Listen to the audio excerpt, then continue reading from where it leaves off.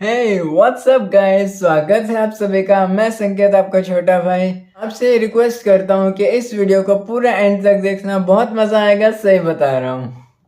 आज मैं आपको सुनाने वाला हूँ मेरे द्वारा लिखित एक कहानी जिसका शीर्षक है तितली पार्ट 2। तो चलिए आज का रंगारंग कार्यक्रम शुरू करते हैं।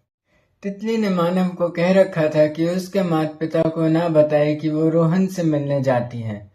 इसलिए जब भी तितली के माता पिता उसके बारे में पूछते थे तो मानव कहता था कि तितली मेरे साथ है, जिससे वो निश्चिंत हो जाते थे। जो तितली बोलती थी मानव वो कर देता था, क्योंकि वो भी मन ही मन तितली से बहुत प्यार करता था और हमेशा उसे खुश देखना चाहता था।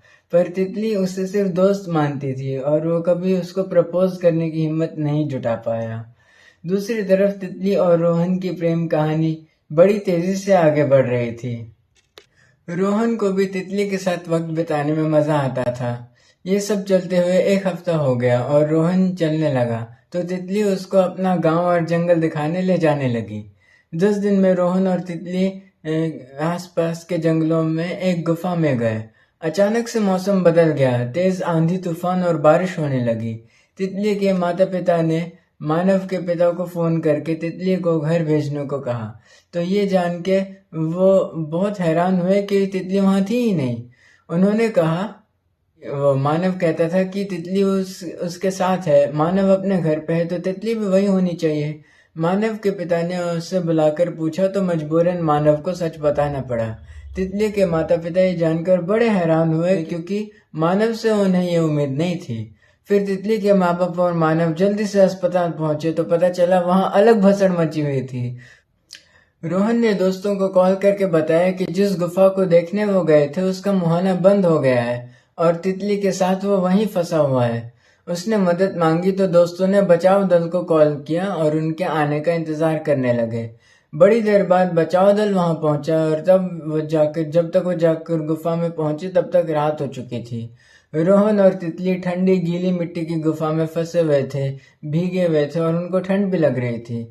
रोहन के फोन की बैटरी भी लो हो चुकी थी और वो स्विच ऑफ हो गया था। वहीं दूसरी तरफ दल वाले आधी रात तक भी उनको बाहर निकालने की तरकीब सोच नहीं पाए। उस गुफा का माहौल काफी रोमांटिक हो गया था और दोनों ने प्यार की सारी हदें पार कर दी। ए है रहा नहीं जाता, हाँ तड़प ही ऐसी है। फिर किसी ने एक आइडिया दिया तो सुबह तक रोहन और तितली को बाहर निकाला गया। तितली के माँ बाप और गांव के बाकी लोग उन्हें अजीब सी नजरों से देख रहे थे। इतने में गांव का सरपंच और भील जनजाति का मुखिया महम सिंह भील वहां पहुंचा। तितली, यह लड़का तुम्हारा क्या लगता है और एक गैर भील के साथ तुम यहाँ क्या कर रही थी? उसने जोर से तितली से पूछा। ये मेरा दोस्त है और हम यहाँ घूमने आए थे, तितली ने जवाब दिया। ऐसी बातों से तुम दूसरों का बेवकूफ बना सकती हो, मुझे नहीं, क्योंकि मैं जानता हूँ कि एक जवान लड़का और एक हसीन लड़की कभी दोस्त नहीं हो सकते।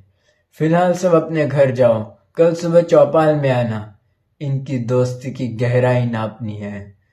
कह के महम वहां से चला गया। घर पहुंचते ही तितली के माँ बाप ने उसको खूब डांटा और तितली ने उनको बताया कि रोहन उससे बहुत प्यार करता है और वो भी मन ही मन उसे चाहने लगी है, इसलिए दोनों शादी करने का सोच रहे हैं। तितली के माता पिता स्तब्ध रह गए, क्योंकि ये भील नियमों के खिलाफ था।